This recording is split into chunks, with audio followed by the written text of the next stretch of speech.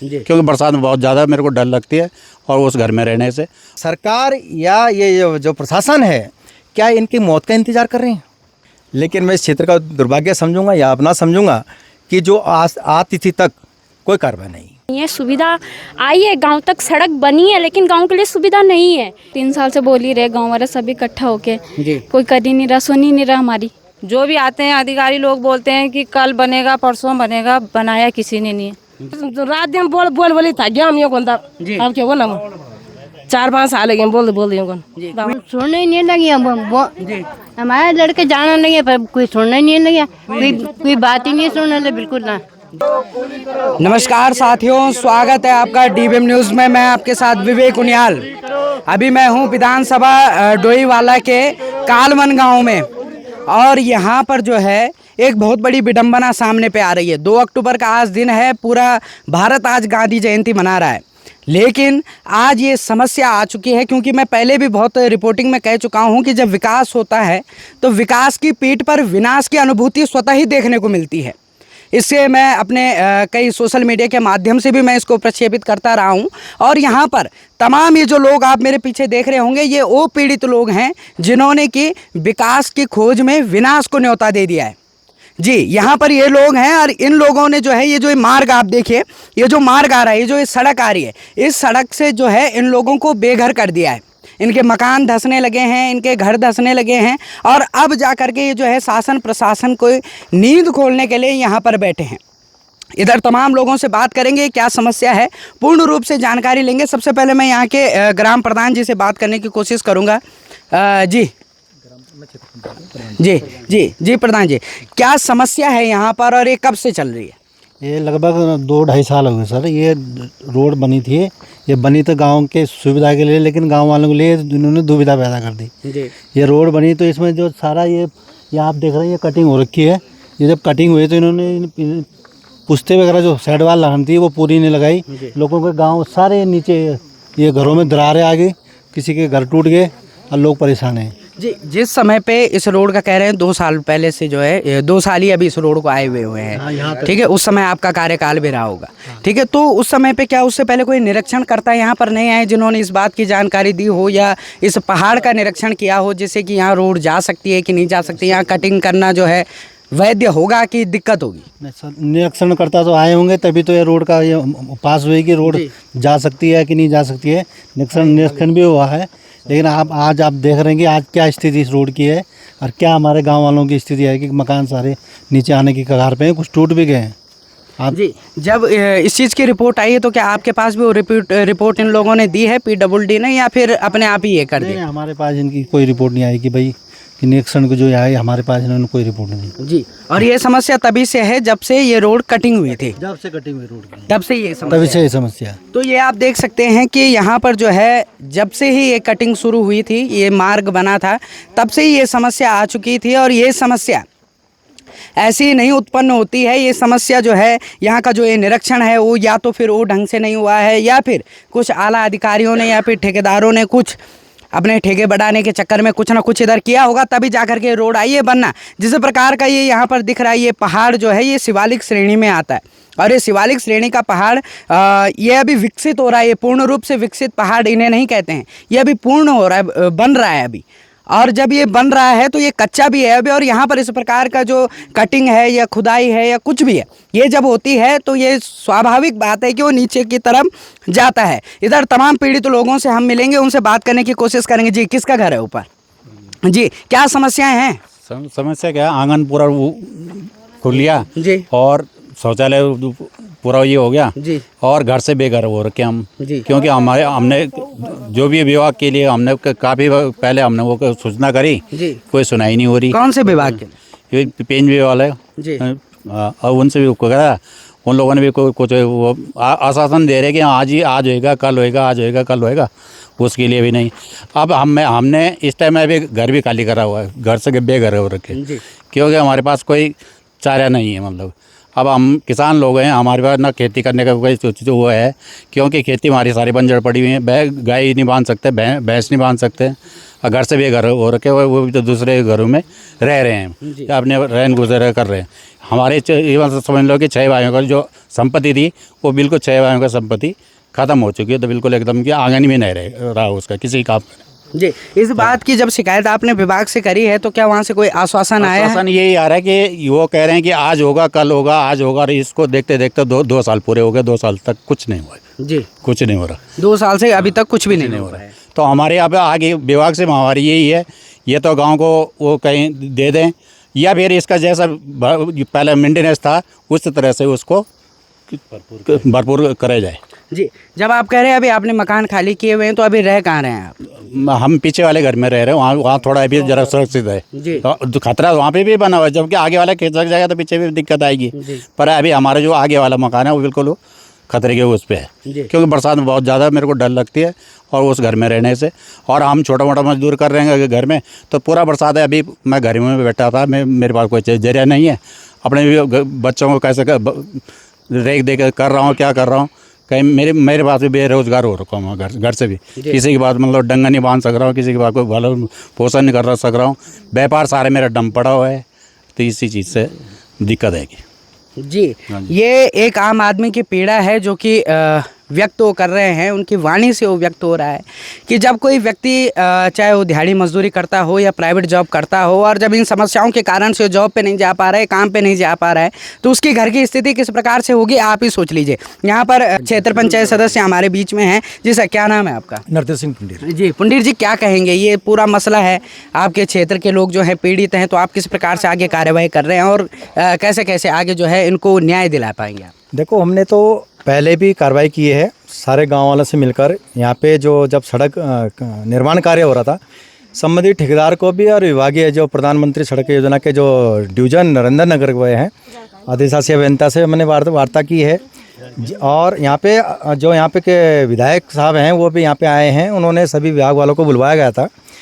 लेकिन विडम्बना ये है कि 2 साल से विभाग या अन्य कार्यदायी संस्था जो नरेंद्र नगर डिवीजन जो इसको देख रहा है, उन्होंने कहा आज हम सुरक्षा दीवारें कर देंगे आंतरिक। आपको मैं बताऊं कि ये कालवन ही नहीं है प्रभावित इस गांव से, ये गडोल ग्राम पंचायत का एक हिस्सा है। इसमें टेरो वाला, सख्तू वाला, घिरानी और कालवन आप देख ही रहे हैं, अभी आप देखेंगे भी अन्य के मकान की हालत क्या है। इसमें राजस्व विभाग ऋषिकेश द्वारा भी निरीक्षण किया गया। सिर्फ कागजी मैं तो ये समझूंगा कि खानापूर्ति अभी आज जैसे इन लोगों ने जो पीड़ित परिवार हैं यहाँ पे 8-10 जो परिवार हैं, इन्होंने पहले ही लिख दिया था थाना अध्यक्ष रानी पोखरी, माननीय विधायक जी, ग्राम प्रधान गडोल और अधिशासी अभियंता PMSY नरेंद्र नगर को ये और जिलाधिकारी देहरादून को इन्होंने पत्र दिया था कि अगर हमारे 30 तारीख तक 15 दिन के अंतर्गत हमारे यहाँ पे कोई कार्य प्रगति पे नहीं होता है तो हम 2 तारीख से हम धरने पे बैठेंगे। आज तो ये आंशिक है मैं समझता हूँ, लेकिन अभी PMSY के अधिशासी अभियंता महोदय का फ़ोन आता है कि जी हमारे तो जो आंतरिक जो मार्ग हैं इनका पैसा धन स्वीकृत हो रखा है। लेकिन विडम्बना ये है कि 2 साल से स्वयं मैं भी ये सुन रहा हूँ कि सेंक्शन हो गया, लेकिन अगर सेंक्शन है तो निर्माण कार्य क्यों नहीं किया जा रहा है? क्या इन लोगों का कोई अनहोनी का पूरा खतरा है? क्या सरकार या ये जो प्रशासन है क्या इनकी मौत का इंतज़ार कर रहे हैं?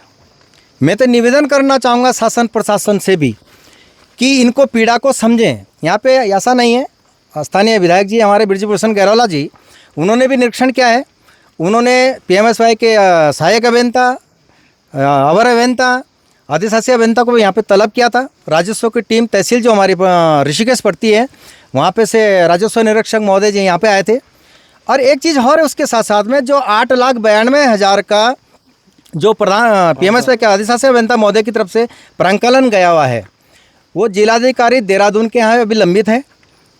मेरे तो समझ से परे है कि इतना समय बीतने के बाद आपदा के लिए कहा जाता है कि देखो पैसा है, ये है, और पूर्ण 2 साल से ज़्यादा का और का। मैं आपको बताऊं, इस टाइम मेरे पास प्रांकलन की कॉपी नहीं है जो PMSY को लिया। फिर माननीय महोदय से हम विधायक जो हमारे स्थानीय हैं ब्रिजभूषण गैरोला जी, हम पूरी टीम उनसे मिले हैं। उन्होंने माननीय मुख्यमंत्री जी को अपने जो हमने आवेदन किया है उस पर माननीय हमारे मुख्यमंत्री उत्तराखंड सरकार को भेजा है। और उसके बाद मुख्यमंत्री आवास कार्यालय से दिनांक 13/7/2024 को डीएम कार्यालय को प्रेषित हो जाता है माननीय मुख्यमंत्री जी के यहाँ से। लेकिन मैं इस क्षेत्र का दुर्भाग्य समझूंगा या अपना समझूंगा कि जो आज तिथि तक कोई कार्रवाई नहीं।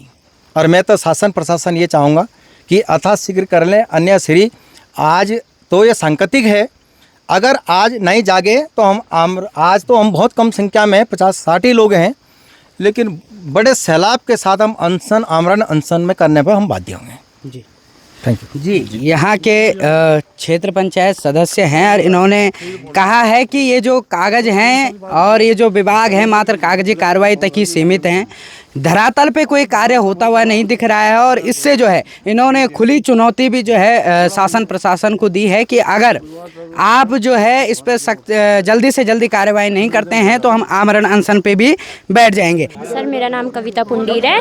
मैं देख रही हूँ कि सड़क तो आई है लेकिन गांव के लिए रास्ता नहीं है। अभी मैं आपको दिखा दूँ कि गांव के लिए बिल्कुल भी रास्ता नहीं है। सुविधा आई है, गांव तक सड़क बनी है लेकिन गांव के लिए सुविधा नहीं है। जैसे बरसात में पानी लाने ले जाने के लिए हमारी गांव की जो महिलाएं उनको दिक्कत होती है, डंगर बांध रखे उनके लिए घास लाना, चारा लाने के लिए, सब कुछ हर चीज़ के लिए 3 साल से गांव में प्रॉब्लम है। ये आप कह रहे हैं कि आपके घर में जो है पशु भी हैं, तो अभी घर आपने खाली किया हुआ है, तो उन्हें कहाँ रख रहे हैं, कैसे कर रहे हैं उनका भरण पोषण? उनका भी ऐसी गाँव में कर जी ऐसी एडजस्ट कर रखा है। किसी ने खेतों में बांध रखे, थोड़ा जहाँ पे थोड़ी सेफ्टी देखे वहाँ पे रख रखे हैं। समस्या 3 साल से यहाँ सड़क तो आ गई पर मतलब कोई वो नहीं हो रहा हमारे लिए जी। तो मतलब समस्या मतलब ऐसी है कि रोड में मतलब सड़क नहीं हो रही हमारे लिए, रास्ता नहीं हो रहा जाने के लिए, गांव भी पूरा परेशान है डंगर के लिए। जी तो जी, आप पढ़ाई करती हैं? हाँ जी। कौन सी कक्षा में आप? 12th में। आप एक पढ़े लिखे हैं और 12th में हैं, अभी बोर्ड की परीक्षा देंगे, तो आप सरकार को या शासन प्रशासन को किस प्रकार से जो है अपनी पीड़ा व्यक्त करेंगे और क्या कहना चाहेंगे प्रशासन से, क्या मांगे आप? मानने तो हमारे तो रास्ता ही नहीं है ना, तो हम वही तो बोल ही रहे, 3 साल से बोल ही रहे, गाँव वाले सभी इकट्ठा होके, कोई कर ही नहीं रहा, सुन ही नहीं रहा हमारी। सबसे बड़ी समस्या है, मैं ये देखता हूँ, ये मैं एक जगह इधर की बात नहीं करूँ, मैं ऐसे भी तमाम बहुत जगह जाता हूँ और मैं ये समस्या देखता हूँ कि रोड तो ये लोग काट देते हैं लेकिन जो पुराना रास्ता होता है वो तो रोड के कारण से ध्वस्त हो जाता है, लेकिन नया रास्ता नहीं बनाते। पता नहीं रास्ता बनाने में क्या इन्हें प्रॉब्लम होती है, ये मुझे भी समझ में नहीं आया। तो आगे चल कर के बात करते हैं। जी दीदी जी, क्या नाम है आपका? जी, क्या कहेंगे?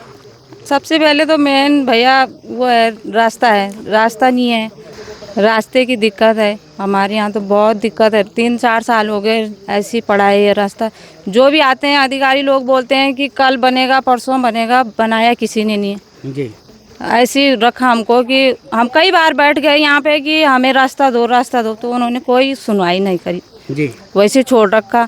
कल से हम भी बोले कल से लेबर आ जाएगी, कल काम लग जाएगा, कोई आया नहीं अब तक।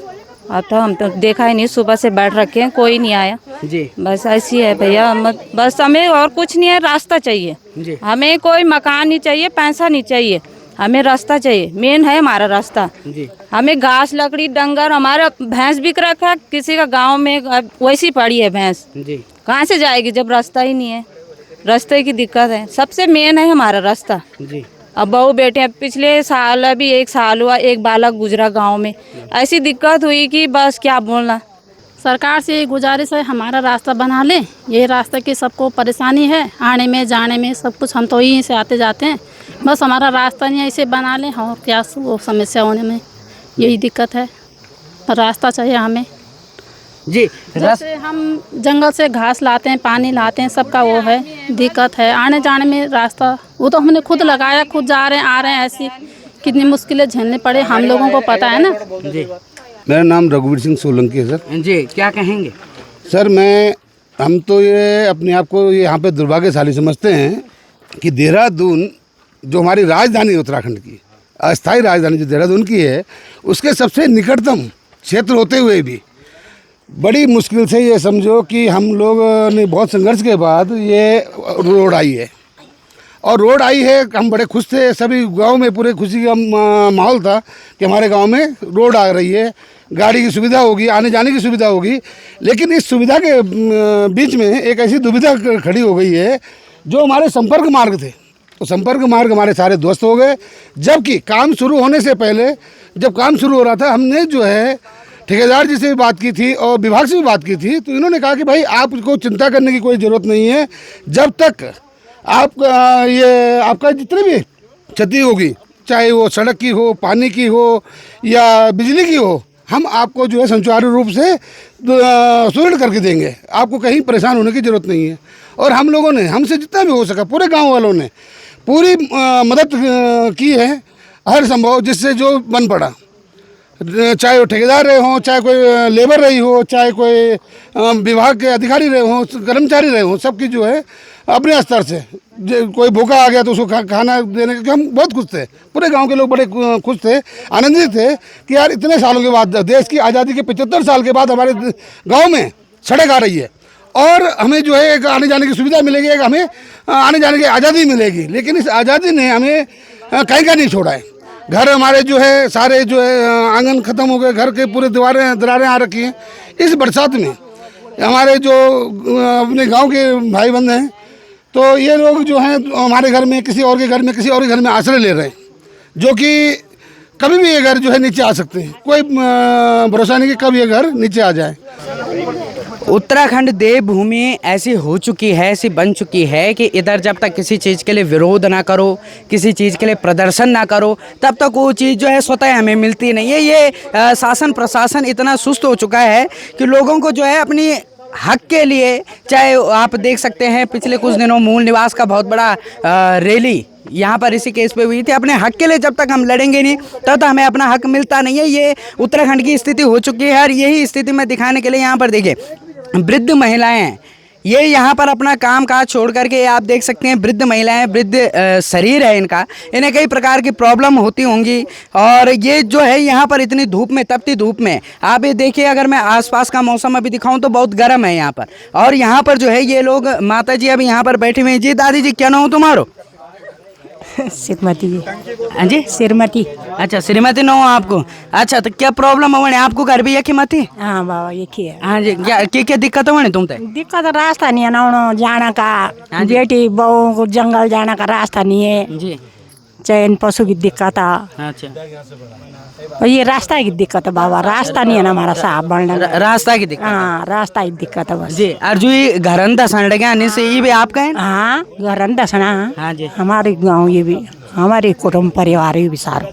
जी जी जी जी जी जी। आप क्या बोल चाला? क्या नाम है आपको? गीता देवी जी। गीता जी, क्या बोल चाला? अब क्या बोला, रात दिन बोली था क्या हम ये कौन था जी। अब क्या बोला, 4-5 साल गए बोल कौन कोई नहीं सुन ना, सारो घर उदा गया हमारा जी। गोर भैंसा भी सब उन पढ़ना करे जी जी जी। ये समस्या है, ये समस्या बहुत समस्या है। यहाँ पर एक और दादी जी हैं। दादी जी, क्या नाम हो तुम्हारो?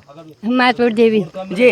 क्या प्रॉब्लम है, क्या समस्या है तुम? हमारे सारो मकान उदाएगी भैया। अच्छा। हाँ, हम रहना की परेशानी होगी बहुत। अच्छा। हाँ, अब बाटा नहीं है ना, मुँह बिल्कुल नहीं चलने का, बाटा भी नहीं ना।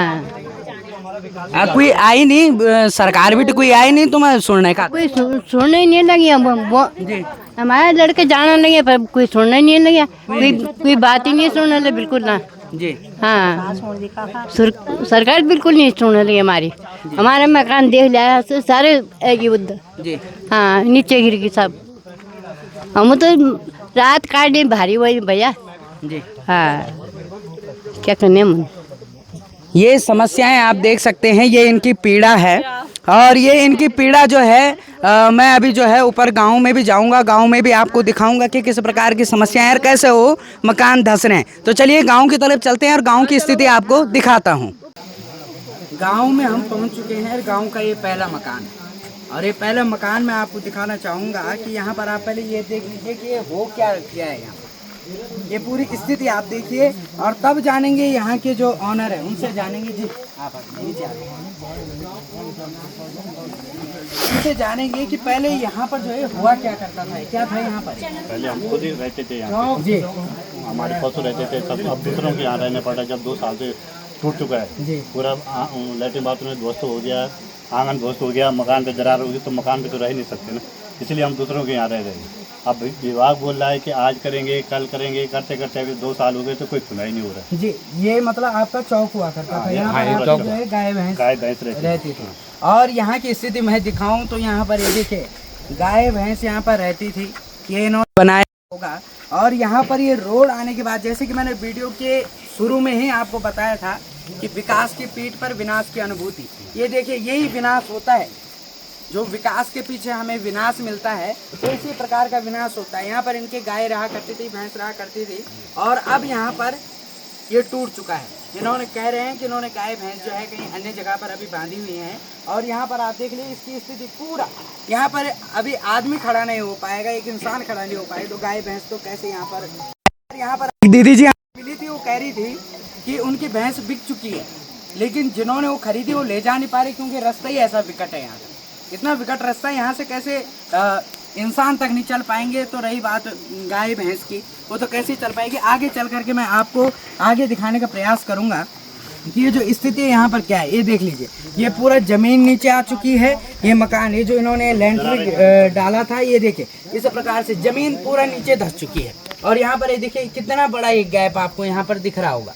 ये देखिए यहाँ से जहाँ पर अभी हम खड़े हैं, ये भी पूरा नीचे दब गया है, पूरा ये दरारें आप देख लीजिए। यहाँ पर कितनी समस्याएं हैं। यहाँ पर इनके मवेशी भी हैं, यहाँ पर आप देख सकते हैं, यहाँ पर बकरियाँ हैं, भैंस भी यहाँ पर बनती होंगी, लेकिन वो लोग जो है, ये देखिए इस तरफ से अगर मैं दिखाऊं तो ये एक चौक है, इसे गढ़वाली भाषा में चौक या गुठियार कहा जाता है, जहाँ पर कि लोग अपने गाय भैंसों को रखते हैं। यहाँ तक तो ये बिल्कुल अपनी सही स्थिति में, लेकिन यहाँ से अगर मैं दिखाऊं तो यहाँ से धंसना शुरू हो चुका है। उत्तराखंड में एक कहावत है कि शादी और मकान ऐसी चीज होती है जिनमें अगर ना करते आदमी कंजूसी भी करे तब भी कर्जा हो ही जाता है जी। और ये जाहिर सी बात है, ये हर किसी के साथ होता है, ये कोई बड़ा या छोटे वाली बात नहीं है। ये दो चीजें ऐसी हैं जिससे जो है व्यक्ति थोड़ा बहुत कर्जे में लिप्त हो ही जाता है, और ये भी कर्जे में लिप्त हुए होंगे शायद, और इन्होंने भी जो है बड़ी खून पसीने की कमाई से फिर वो कर्जा वापस भी दिया होगा जिनसे लिया होगा। और आज जब इनका मकान कर्जा देने के बाद फ्री हो चुका होगा, जब इनका मकान खुद ही इनका हो चुका होगा, तब तक इसमें ये दरारें बढ़ चुकी है। ये इतनी बड़ी विडम्बना आप देखिए कि जब व्यक्ति खून पसीने की कमाई से जो है काम करता है, मकान बनाता है, गढ़वाली में बोलते हैं उदार पगाल करके जो है वो मकान बनाता है, और तब जाकर के जब उसका मकान फ्री होने की कगार में हो, जब वो फ्री हो चुका हो, तो तब जाकर के इस प्रकार की विडम्बना। हमने कभी ऐसा सोचा नहीं था कि ऐसा होगा, क्योंकि पहले रोड नहीं थी, बहुत अच्छा लग रहा था, सब काफी बातें हुई है मेरी पिछले बरसात उसी दिन ये पिछले बरसात में टूट गया था। तो बड़ी मुश्किल में मैंने अपने गाय निकाल के बाहर करे और दूसरे के घर में बांधा, और रहना भी अपना इस टाइम दूसरे घर। और ये बरसात में पूरा दिन बरसात निपट गया, आज भी कर्जा नहीं। इन घरों की स्थिति आप देखिए कि ये मकान जहाँ पर ये लोग रहते होंगे, रात को सोते होंगे, खाते होंगे, और इसी की स्थिति यहाँ पर देखिए। मैं अपने सहयोगी से कहूँगा कि थोड़ा दिखाने का प्रयास करें। ये देखिए, ये स्थिति यहाँ पर देखिए किस प्रकार से ये दरार यहाँ पर आई है। भगवान न करे यहाँ पर लोग सोते हैं कुछ अनहोनी हो जाए, जिससे कि यहाँ के लोगों को बहुत समस्याओं का सामना करना पड़ सकता है। यहाँ पर इस घर के मालिक हमारे साथ है जी। एक चीज़ मैं और दिखाऊँ आपको, ये देखिए फर्श पे भी दरारें हैं, ये देखिए, और फर्श की दरारों से जो है ये प्रतीत होता है कि यहाँ पर जो नीचे की जो ज़मीन है वो नीचे की तरफ धंस रही है। तो यहाँ के मालिक हमारे साथ हैं इस मकान के जी। कब से है ये दरारें, कब से पड़ रही हैं? सर ये तो 1 साल हो गया जो दरारें पड़ी हैं। 2 साल पहले यहाँ पे रोड आ गई थी। अब 1 साल जो पिछले साल में जो घटना घटी यहाँ पे, तभी से ये दरार है। अब के साल ये ज़्यादा आ गई। इस गांव की विडंबना तो ये देखिए कि ना तो यहाँ के लिए रास्ता, ना यहाँ के लोग पशुपालन कर सकते हैं, ना यहाँ के लोग अपनी जो इनकी साग सब्जी होती है उन्हें बाज़ारों में बेचने के लिए ले जा सकते हैं, क्योंकि रास्ते ही नहीं हैं। और यहाँ पर एक ले दे करके एक जो ये विद्यालय था, आप मैं अपने सहयोगी से कहूँगा थोड़ा सा दिखाने की कोशिश करें। राजकीय प्राथमिक विद्यालय कालवन विकासखंड डोईवाला जनपद देहरादून। चलो यहाँ तो मुझे द्वितीय राजभाषा का थोड़ा बहुत चलन देखने को मिल रहा है, लेकिन इस तरफ अगर मैं दिखाऊँ, यहाँ पर पिछले 2 साल से बच्चे पढ़ नहीं रहे हैं, वो गाँव में किसी के घर में पढ़ रहे हैं। और यहाँ की समस्या क्यों यहाँ पर नहीं पढ़ रहे, मैं अपने सहयोगी से कहूँगा नीचे दिखाएँ। नीचे ये सड़क है, और सड़क से ये यहाँ तक ये जो आपको केले के पेड़ दिख रहे हैं, यहाँ तक ये पूरी ज़मीन धंस चुकी है। और ये विद्यालय भी कब धंस करके नीचे चल जाए कुछ पता नहीं है। इस डर के मारे जो यहाँ के टीचर हैं वो गांव में किसी के घर पे बच्चों को पढ़ा रहे हैं। ये विद्यालय जो है पिछले 2 साल से बंद है, क्योंकि यहाँ पर विद्यार्थी नहीं आते हैं। अंत में मेरा निवेदन है शासन प्रशासन से कि आप लोग इस तरफ इतना बेरुखा व्यवहार ना करें, इधर आइए, इधर देखिए। और इन लोगों को, बहुत पीड़ित लोग हैं, बहुत दुखी हैं, भोले वाले बेचारे गांव के लोग हैं, साग सब्जी बेच करके, दिहाड़ी मजदूरी करके वो अपना भरण पोषण करते हैं।